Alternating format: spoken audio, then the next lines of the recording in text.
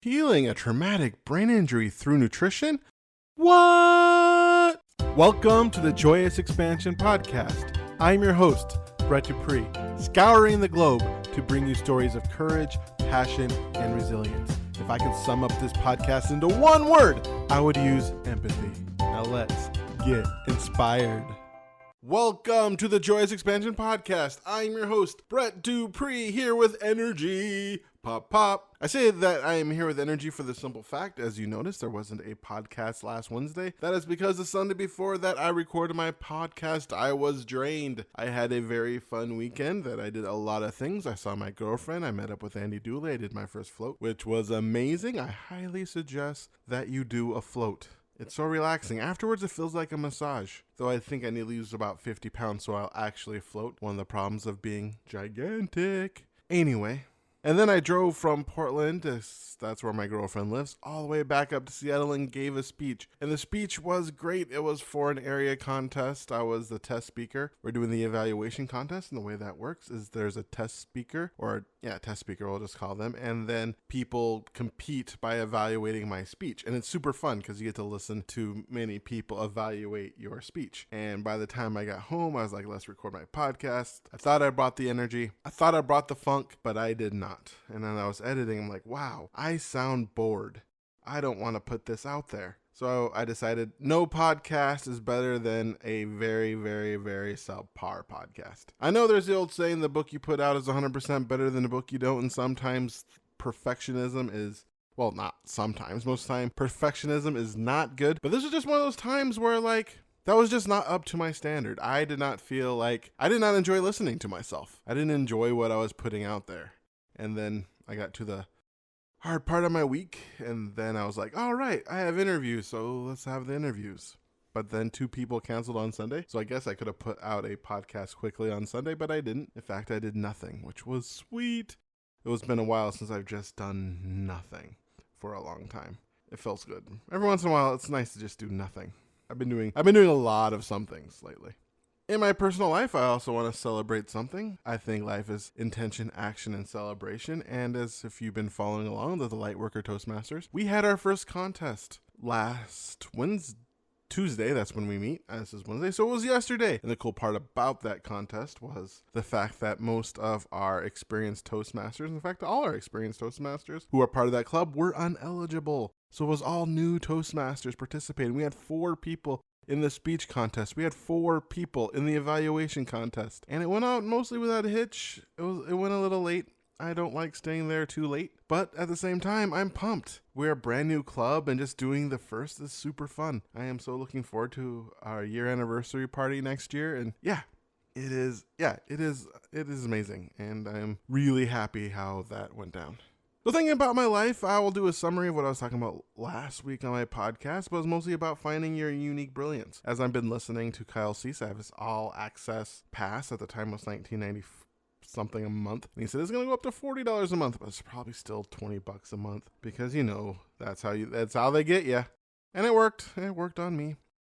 But at the same time, I like listening to him because he really hammers this point into me, is finding your unique brilliance, finding the thing that you're good at, finding what you love to do, and then do that. I mean, it seems that simple, but just go for it, because when you try to fit the square peg into a round hole of what other people want you to be, what other people want you to do, or better yet, what you think other people want you to be, what you think other people want you to do to be successful, that you aren't truly being a success. Even if you do make money putting on a persona, becoming Batman, the reality is Batman would never feel satisfied, or Bruce Wayne would never feel satisfied, because Bruce Wayne is the mask. Ooh, deep.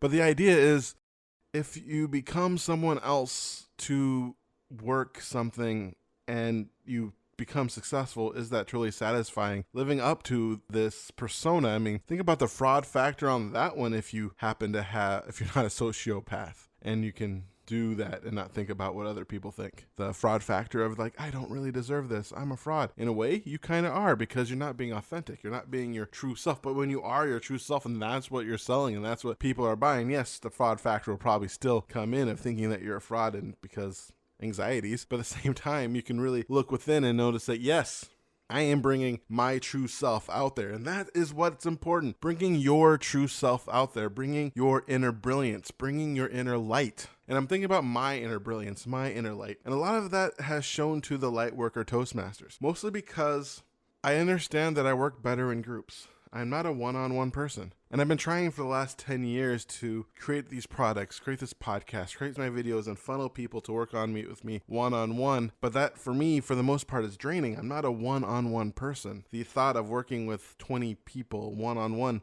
doesn't excite me. It doesn't get my energies pumping. It doesn't get my energy just juice. But working with a group program and managing a group sounds really fun. And that's the part I like most about the Lightworker Toastmasters, just working with that. There are members who are great. Donna and Jane, if you're listening, are great. But they're really good at talking to our new Toastmasters and working on them one-on-one. I haven't done a good job of reaching out to them, but working with them in groups, setting the energy, making sure each meeting, because it's a huge difference if I'm at the meeting or if I'm not at the meeting. I set the stage. I set the energy. That's a lot of that is me, especially at the beginning. And that part, even the days when it was draining, it was fun. I love that. And so I realized that I really need to get this workshop idea, this meetup idea that I've had off the ground. I've been thinking about it for years. I tried. I got some negative feedback and I let that hurt my poor widow feelings. But at the same time, that doesn't matter. I had fun, even though I don't think in my mind I did that great a job. I enjoyed doing it.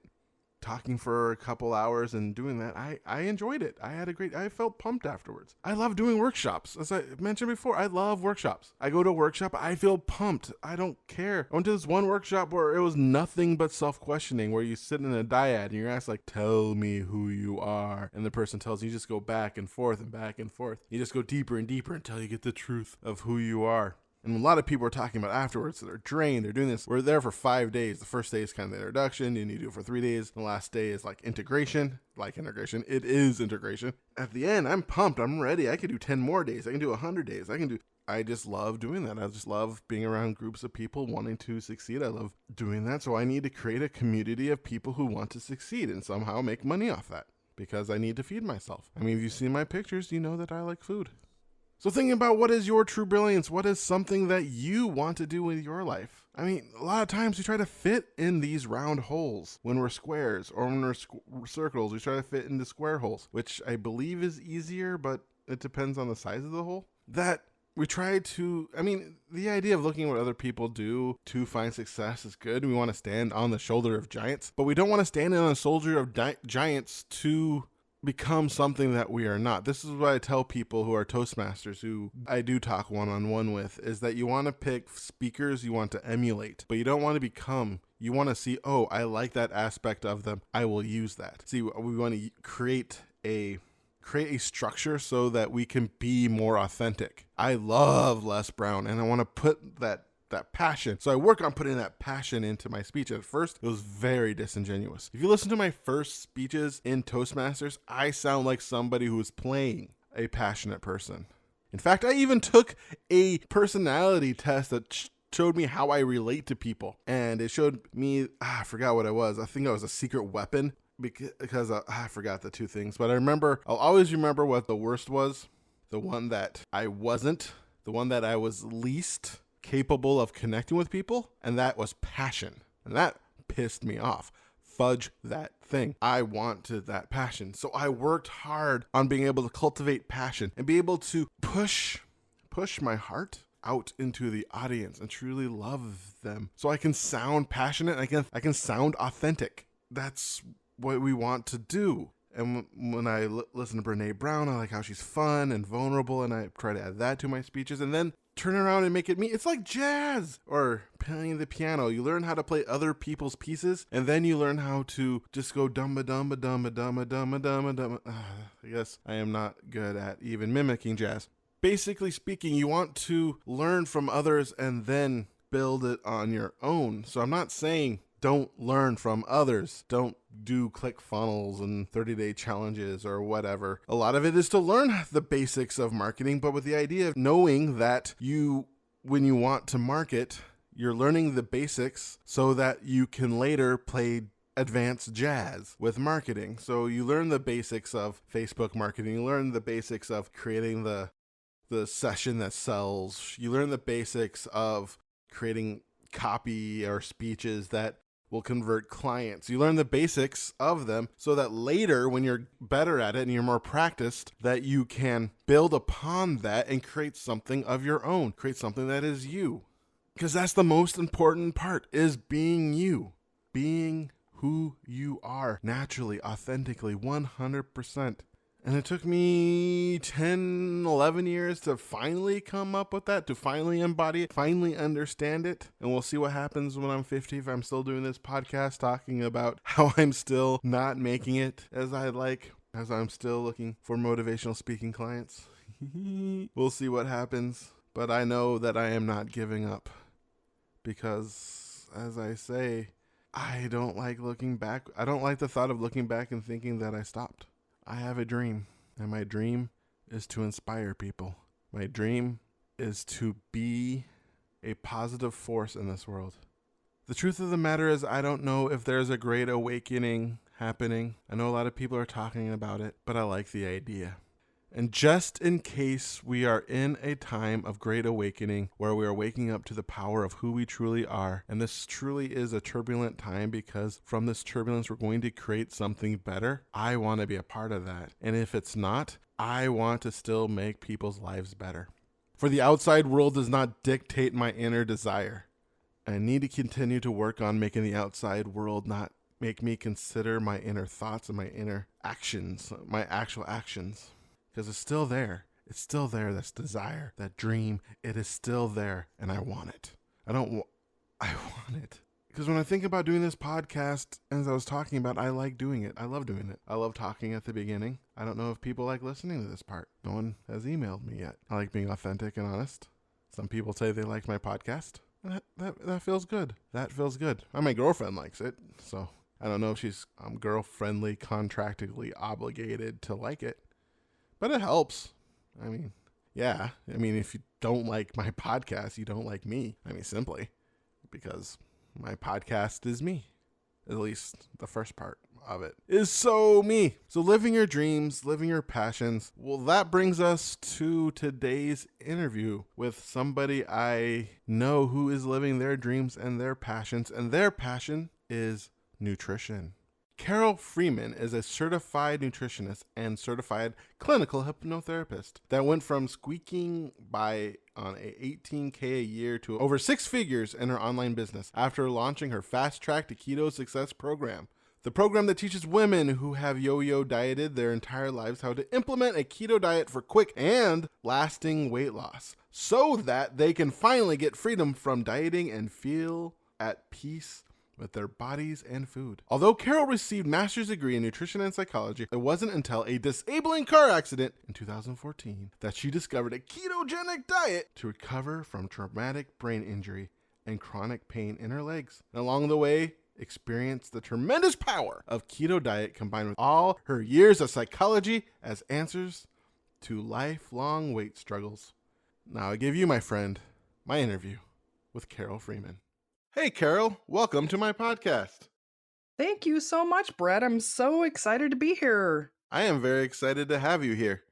Likewise. So I was looking over your bio, and it says here that you are a certified hypnotherapist and a certified nutritionist. How fun is that? Yes, combining all the worlds that I love, psychology and nutrition. So what do you like about psychology? Oh man, what do I like about psychology? Well, I love that, to me, human beings, they are a puzzle, right? And we are what we are and who we are in this world based on all the experiences we've had up to this point. And psychology is an interesting, puzzle for me to understand like what it is that makes people who they are, and then learning about it so that we can help people be the best version of themselves, feel amazing and happy, and be able to facilitate behavior change. Been passionate as long as I can remember. We're just helping people, especially women, just be the best version of themselves. And I just strongly feel like psychology is one of those keys to understanding, helping people fulfill their full potential. Interesting. Fulfilling the best version of themselves. Was there a time in your life where you did not feel like you were the best version of yourself? Oh my gosh, so many times. Gosh, I mean, a lot of that I can tie into the times that I've dieted in my life, right? Especially, Hmm. women are, society says that if we're just not thin, that we're not as good as or healthy, or we shouldn't be as happy with ourselves. And so there's several times in my life where I gained a significant amount of weight, and then I'd searched for some kind of a diet plan to go on and lose the weight, and years later would just end up slowly, gradually gaining it back, and a lot more of that. Another big time that I did not feel my optimal self was probably the worst I'd ever felt in my life was after that horrible car accident, 2014. I was disabled for about a year and a half from brain injury and chronic pain syndrome in my legs. That was probably the height of the worst I've ever felt in my life. Oh, wow. Do you mind going into what happened there? Yeah, well, it was March of 2014. Wow, I'm just suddenly realizing we've just passed that anniversary for me. And Congratulations. I was hit by a distracted driver. I was on my way to work at the time, and a woman plowed into the back of my car and smashed my car and then smashed me into another car in front of me, and ended up with crush injuries to my legs and then traumatic brain injury. And symptoms just continued to get worse and worse and worse. And after going and seeing 172 different doctors' visits and trying to get answers what was wrong with me, and I just kept getting sicker and sicker and frankly fatter and fatter. And oh my gosh, it was horrible. The list of symptoms was so long, and then doctors didn't have any answers for me of what was wrong or how to help me. They would say things like, oh, you're just depressed, or you just have fibromyalgia, maybe you have Epstein-Barr virus, or you've got Lyme disease. They just wanted to point it in all these different directions. And I just was desperate. And, one of my core beliefs is that if we feed our bodies properly with proper nutrition, that we can heal ourselves. And that was finally after going to as many doctors as I could. I just finally went back to my own knowledge and core belief of like, okay, so what can I do to myself? What do I know about nutrition that could possibly help myself? And after researching everything on my own, I discovered that the brain injury that I'd had was the source of all the dysfunction in my body. And I thought, well, what do I know nutrition wise that can help heal the brain? I'd remember in grad school when I was taking all my nutrition classes that we weren't learned about, oh, this much, I'm holding my fingers about a centimeter apart. We learned about this much about a ketogenic diet as a treatment for epilepsy. And I reasoned that, well, if epilepsy is something that's dysfunctioning in the brain and ketogenic diet works for that, perhaps that would be something that would help me. So I started reading as much as I could about it, and I started to get optimistic that at least temporarily it would give my brain an alternate fuel source, and that I could just get out of bed and try to get back to work was my primary goal of it. Didn't know what was in store for me on that journey, because within days, the mile-long symptom list that I was having just started to subside. I started to get a tremendous amount of energy, mental clarity, and then the pain in my legs went away. And also, shedding over 60 pounds and 10 inches off my waist. And finally, for the first time in my life, feeling like, oh my gosh, I actually have a way of eating that is sustainable, that gets rid of cravings and appetite. And this is something I can actually bring to my clients, which I'd been trying to teach them how to live a healthy lifestyle. But, up until that point, I didn't really have any huge success in helping people lose weight and keep it off, frankly. Oh, yeah, that makes sense. The way, most what is the statistic? 90% of diets fail in the long term, if not even 99%, something like that. It's a ridiculously staggering amount. Yeah. It's true. Most diets are not sustainable, and there's a lot of different reasons for that. And that was actually what I learned in school. I got a very specialized master's degree in both nutrition and psychology. And basically, the core of the 5 years of me studying nutrition and psychology was that all diets fail.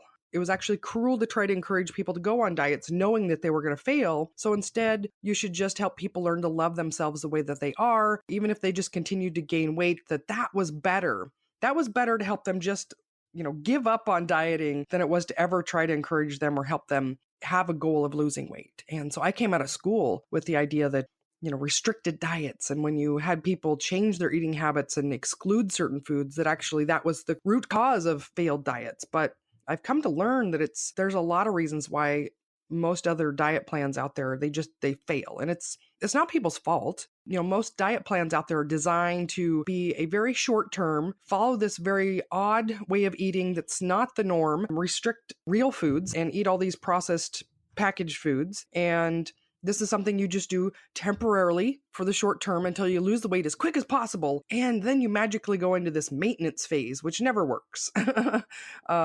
So, one of the cores of something that's really sustainable is learning a way of eating that you can actually stick with the rest of your life. Because, the truth is the only diet that really works is the one that helps you keep the weight off. Nobody wants to lose weight and gain it back. And so you've got to find a way of eating that you can actually live with the rest of your life. And that's one of the things that a ketogenic diet does, is that it's, delicious high fat foods that are very delicious and satisfying. And so people experience that and they think, oh my gosh, I actually could eat this way the rest of my life. I can eat steak and butter and bacon, as opposed to most diets are boiled chicken breast and plain lettuce. Nobody wants to live that the rest of their life. So when you started your ketogenic diet, what was your main hurdles that you had to go through? Because a lot of times you start, when I start something, even if it succeeds, there's just some things that kind of go wrong or some things I need to tweak. So at the beginning, when you were starting, what were some of the ways that you kind of fumbled and then rebounded? Or Yeah, well, when I went into my keto approach, I had been studying the psychology of appetite, cravings, and behavior change for probably a decade before that. And so I went into my keto approach applying all the things, the principles, the ways that I know that the brain works in order to help myself get the best results. So, for example, I knew that I needed to avoid all kinds of sweeteners, even, artificial sweeteners or even keto friendly sweeteners. I knew I needed to avoid those for a period of time in order to just get rid of the sugar cravings. I also knew that sensory input. So, for example, looking at recipes and watching cooking shows and going to the grocery store and looking at high carb foods, I knew that those were going to sabotage my results. And so I avoided all those as well. I actually saw really big success despite my doubts going into it because I applied everything that I'd learned up to that point. And that's exactly the approach that I teach my clients now is here's all the things that you need to know going into this so that you can actually get the results that you've been wanting. And so here's the psychology behind this, and here's how you can use it to your empowerment rather than falling prey to the cravings and subconscious sabotage that our brain wants us to fall back into. so you mentioned that you got over a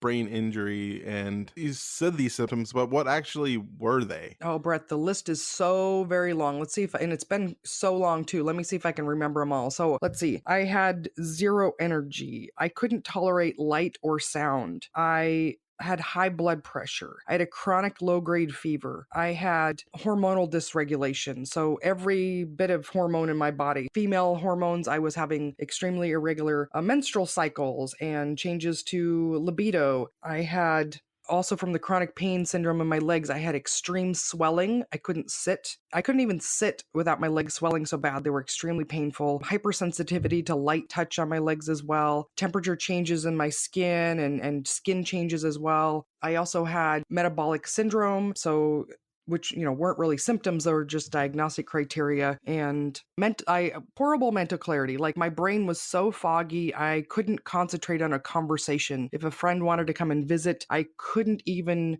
concentrate enough to have a conversation with them. And when they were talking to me, it was just so overwhelming and intolerable, really, to just hear the sounds of what they were saying. And there are so many more symptoms that I was having at the time that I can't remember right now at the top of my head. But basically, just all the symptoms together were causing me to just be bedridden for months and months on end.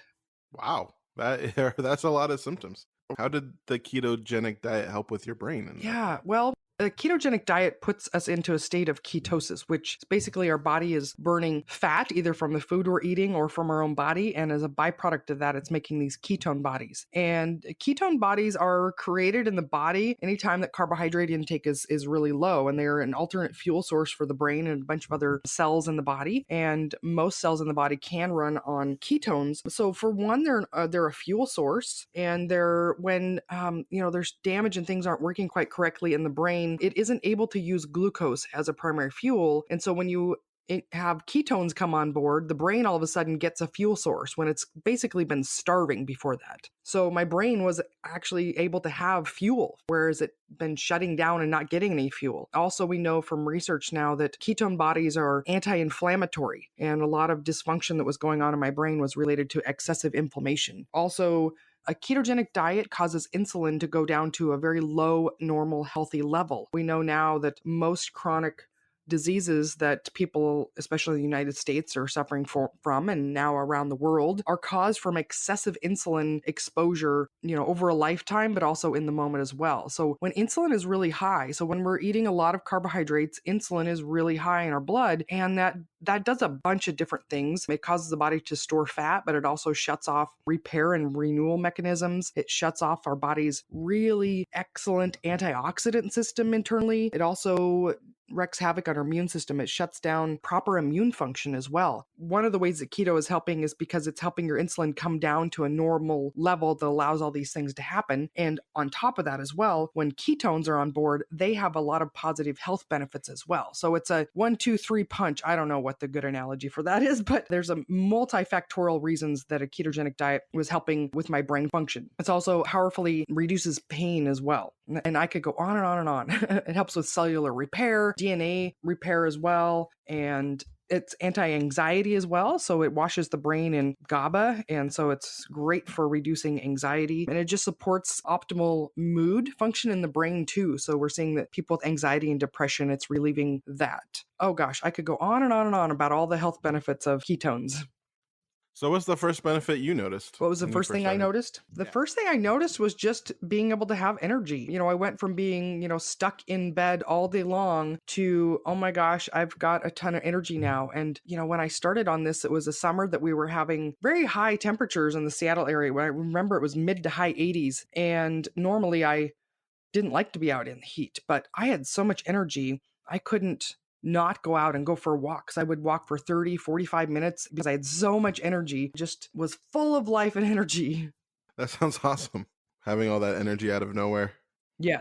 So probably help with exercise and Well, I didn't, one of the big secrets of, my keto weight loss is that I didn't exercise. I mean, I went out and walked because I had so much energy, but I did not go out and do a bunch of exercise. And that's one of the things that people really like on a keto diet is that whereas most other dietary plans, you're required to burn a certain number of calories per day through exercise. On a keto diet, you can do exercise because it feels good to your body and there's health benefits to it, but it's not an essential requirement for weight loss. when you first start with a client about a ketogenic diet, what are some common misconceptions that they have of a ketogenic diet? Let's see. I primarily am working with middle-aged women that already know about a ketogenic diet, and they're trying to figure out how to get it to work for them. There's a bunch of different reasons why people aren't doing it correctly. It's not a one-size-fits-all approach. The people that I'm working with, some of the misconceptions they've got is that they need to eat lots and lots of fat and they have to get a certain amount of fat in to be on a ketogenic diet. And they also misunderstand that they think that ketones equals weight loss, and the higher the ketones, the more weight loss you get, and they're not necessarily correlated. Yeah, so that's probably some of the biggest myths is the amount of fat that people should be eating, and they misunderstand that they think that ketones equal weight loss, and they don't. So for example, a ketogenic diet has its origins in treating epilepsy in little children, and we don't want little children with epilepsy to be losing weight. And so we want high ketone levels for these kids for seizure control, but we don't want them losing weight. In fact, we want them gaining weight because they're growing children. Ketosis does not mean you're losing weight. Ketosis just means that carbohydrates are so low that your body's making ketones as an alternate fuel source. So if you do overeat on a ketogenic diet, you'll still gain weight. Absolutely. Yeah. It's absolutely totally possible. And this is a common thing I see people too. They come to me, what am I doing wrong? I started a keto diet and I'm gaining weight. How is that possible? Absolutely. And so that's part of why people need to know the right approach. They need it customized to their body and their goals. But also if we're not adjusting the psychology side, right? So that's a big important part is that keto foods can be really, really tasty. And if people are doing a lot of fat bombs and keto desserts and things like that, you can certainly trigger excessive appetite and cravings and fall back into old behavior loops and things like that. And yeah, you could totally gain weight on a keto diet. So do you utilize your hypnotherapist background when you help your clients with their keto? It's a very subtle way that I use it. I found that not everybody is a fan of hypnosis. There's a lot of misconceptions about that. I maintain my credential with the state, but I'm not doing that work one-on-one with my clients. And I just use my background in training and knowledge of the way that the brain that works that way and bring that into my teachings with my clients. And, I use more vague language, right? So I find that people are open to doing visualizations or imagining things. And the truth is that those are just the same as hypnosis. They're just called different things. And so, I use different language and terminology around that. I do use some guided imagery and visualizations with my clients for positive change, but I'm not doing one-on-one hypnosis work, and I'm secretly not telling them that it's the same thing as hypnosis, just because some people are the misconceptions and misunderstandings about what that means. And if they thought it was hypnosis, they'd say, no, I don't want hypnosis. That's bad and dangerous. Yeah, you're going to make them think they're a chicken. Exactly. Don't make me quack like a duck. So what makes you different than other practitioners out there? Biggest difference of what I'm doing is that I bring in the psychology side of appetite control, cravings relief, and long-term behavior change. There's a variety of keto coaches out there, but no one of them is actually bringing in their structure to a keto diet that also integrates all the different parts of the subconscious part of the mind for behavior change and appetite control. Because the truth is that a lot of people enjoy the foods on a ketogenic diet. They think they're really tasty, but they really, really struggle with cravings or social situations or just old habits. And, they keep falling off the wagon. And if we don't address that side of it and get the support, then it's never going to work any better than any other diet they've tried. And so that's my passion, and my extra skill set is that I bring into that all the understanding and education and passion I've got about how do we understand the way that the brain works that make us have cravings, makes us want to fall off the wagon, and how do we use all of that knowledge with a bunch of techniques and tools and tricks that I've gathered over the years and developed over the years in order to help my clients get that long-term sustainability. Do you have a favorite success story?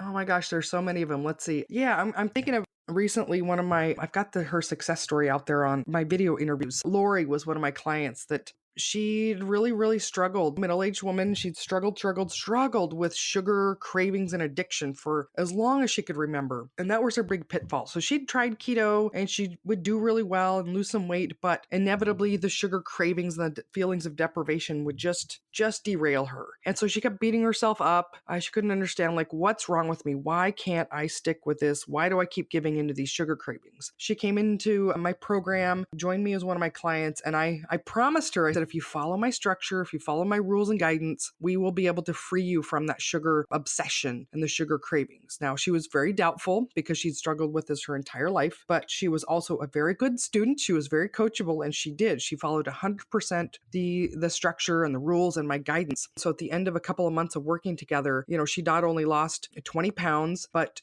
she also was just so overjoyed with how free she was from those sugar cravings. And it's because in the past, the approach she was taking was just continuing to feed her cravings and reinforce them, whereas I taught her how to actually rid herself of them and get freedom from them. Yeah, that's the story that pops into my mind. And it's really wonderful and so fulfilling to be able to give my clients that freedom. I mean, that's the one universal thing that everyone gets that I work with, is that just the calm and peace and the freedom from feeling like they're compulsively eating or being controlled by their cravings and appetite, so that they now just have calm and peace around food and their life and their body.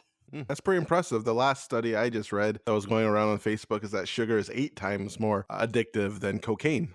Oh, honey, I'm sorry you feel bad. Here's some heroin. Exactly. Honey, I made you some heroin cookies, so sorry you had a bad day at school, but here. Heck, I remember when I was in Georgia for 1 year, we had the test, and before each of these big tests to calm us down, they gave us a peanut butter cookie. Yeah.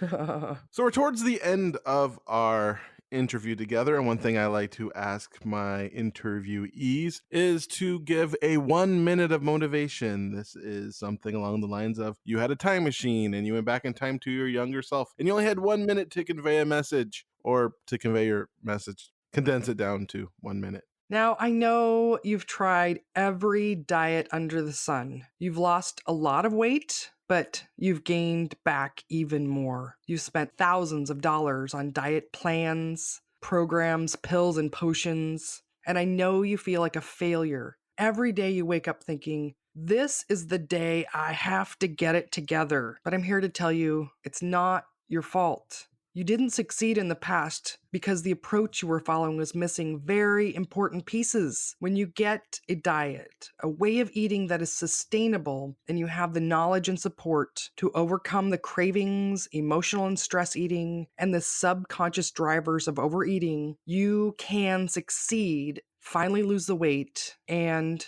keep it off. Nice. Love it. Thanks. Well, Carole, I'd like to thank you for being a part of my podcast, hearing your message of how you actually recovered from a traumatic brain injury as well as chronic pain and years of yo-yo dieting with your ketogenic diet. I am sure going to inspire people to at very least check it out and see how a good healthy eating diet can help them with their issues and finally get the success that they're looking for. Thank you very much, Brett. Yes, my pleasure. And there is my interview with Keto Carole. Don't you just love alliteration? I love alliteration. One thing I like about Carole is her passion. You can tell that she truly cares about what she's doing and that she truly believes in it, which is good. I think you should always believe in what you're doing if you're trying to sell people on something. It should be something that works for you, and it's definitely something that worked for her. I can talk about some of my experience with keto. I think it's great. Of all diets, it's my favorite one, even though I had hard time having it stick, mostly probably because of sugar is ridiculously addicting. And once I start losing weight, I'm like, oh, I'll have some sugar, and then I'll have all the sugar, and then the weight comes back on. But I think the part I really like is the fact that she talks about working on the psychology. And I think that's the part that I miss when my dieting days is working on my psychology. This is why I got a therapist to help me with that, and so that I can push forward and make this my last time. I've done a lot of research on keto. I think the research is actually pretty sound. I am one of the conspiracy theorists who believe that the sugar industry kind of paid off people to vilify fat instead of the real villain, which is sugar, which is, if you look it up, not good for you, especially in excess. And they say anything in moderation, but if you're like me, you can't have sugar in moderation. But at the same time, sugar's in everything. I remember once I was doing the Whole30, and in that one you have to give up sugar for 30 days. And looking through everything, there's sugar in ketchup, there's sugar in barbecue sauce, there's sugar in bacon. Bacon has sugar in it. I had to go to Whole Foods to get sugar-free bacon. How silly is that? I highly suggest checking her out if you want to see if keto is right for you. At least try it. I really enjoyed her passion. Think about all the things that she cured and helped her. I know her. I met her in person. I would not have expected this as a person who had a traumatic brain injury. She does stand-up comedy and comes up with jokes that have punchlines and stuff. So stuff that you need. That probably sounded more condescending than I wanted to. What I meant is coming up with jokes and being a stand-up comic takes a certain amount of mental acuity, a certain type of intelligence, and that getting up in front of people and making them laugh is a skill, and is a skill that you can learn, and you need strong mental capacity to be able to do that. And not only has she done open mics, she's actually gotten paid. She's gotten to a point where she's getting paid for gigs. I think she was even a headliner one night. So yeah, so she is sharp as a tack. And so keto helped her get her out of her brain fog and get her more energy and helped her lose the weight. In fact, if you listen to her story, losing the weight was a side effect for all the things that helped with her brain. So if you're having a brain fog and you want to try something out, I would say go for it. Give it 30 to 60 to 90 days and see how you feel once you put your brain on ketones and stuff. In fact, I've heard people cycling of going through keto, then off keto, then on keto, then off keto. The thing is about diet, if you look it up, you can find any diet. I even read about a milkshake diet. That's ridiculous. Not even special milkshakes, just milkshakes. Or the dude who lost. Yeah. Anyway, I am rambling. Carole is awesome. I highly suggest you check her out. You can find Carole all over social media. Facebook, Instagram, YouTube, and Twitter as Keto Carole. Ketocarole. Carole has an E at the end, so that's, she spells it out again. If you're curious about this keto diet, you can get a free 7-day fast and easy keto meal plan on our website, ketocarole.com. This has been episode 18 of the Joyous Expansion podcast. 18 episodes. So this is the episode where I beat my last podcast. Pop. That one had 17 episodes of me just talking about my life and where things were going before I stopped and had probably one of the biggest crashes of my life. That was a long crash. I wonder if I'm back out of it yet. Sometimes I wonder. I was listening to my podcast because I edit it. So I was just listening to my part one and something came up that I just kind of wanted to point out is especially when it comes to authenticity, I used to be proud of the fact that I put on a persona of somebody who was succeeding online. If you go onto my line, look at my videos, looked at my website, looked at my social media, it looked like that I was a full-time life coach. And I used to take pride in that and wanting to kind of keep those two worlds shielded. But for me, that caused more issues than not. Number one, it wasn't authentic. When I would talk to someone, I'd always feel like a fraud, like I'm putting up it almost put up a barrier between me and any prospective clients. It would show I wouldn't be selling me, I would be selling this idea of who I am. And I don't want to do that anymore. I just want to sell who I am. And I think I'm a pretty awesome guy. So yes, this is my episode number 18, celebration. Past my last podcast. I have hopefully three more interviews soon. At least one tomorrow if she feels up to it. Then one next Tuesday if that person feels up to it. And hopefully the other person will schedule soon, and I will still be pushing for other people. If you want to be on my podcast, send me a message. I'm on Facebook. I'm easy to find. I'm Facebook Increase Your Joy because I didn't understand branding when I created my Facebook page. And then Twitter is Joyous Expansion. Instagram is Joyous Expansion. My website is Joyous Expansion. You can find more episodes of the podcast on pod.joyousexpansion.com. And also, if you have any questions or you want to get in touch with me for any reason, you can send me an email at BRE2TsDUPR2Es@joyousexpansion.com. If you're listening to any iTunes, Podbeam, or whatever, leave a star review. That would be super awesome. I would truly appreciate that. Heck, I just truly appreciate the fact that you're listening to this. So if you're listening to this sentence right here, just know that I love you for who you are and that you are special. So this is Brett Dupree, your champion of authentic joy, catalyst of transformation, joyous expansion, life coach, wishing you a wonderful, wonderful day. And remind you once again to be love, to be joy, to be awesome. Now play that jingle. JoyousExpansion.com. JoyousExpansion.com. Come and say hello to Brett Dupree. He is an inspirational life coach. Good for you and good for me. He turned my life from grey to blue. I'm sure he'll do the same for you. Get in touch and you'll see your life will change dramatically. JoyousExpansion.com. JoyousExpansion.com. Yeah.